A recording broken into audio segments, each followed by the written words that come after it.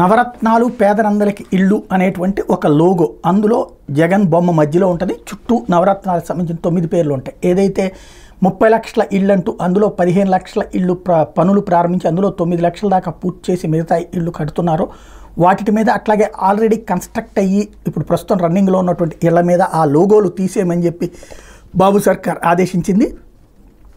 2019కి ముందున్న పాత పేర్లను పునరుద్ధరించమని హౌసింగ్ కార్పొరేషన్ ఉన్నతాధికారులు సూచించారు.